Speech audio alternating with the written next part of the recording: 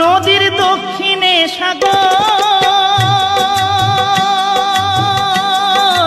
উত্তরেতে কিছু দূরে কলকাতা শহর, ভাইরে কলকাতা শহর।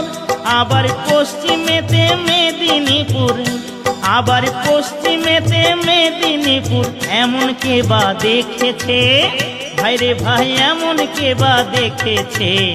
ডায়মন্ড হারবার থানার নিচে যে নদী আছে, ডায়মন্ড হারবার থানার নিচে যে নদী আছে।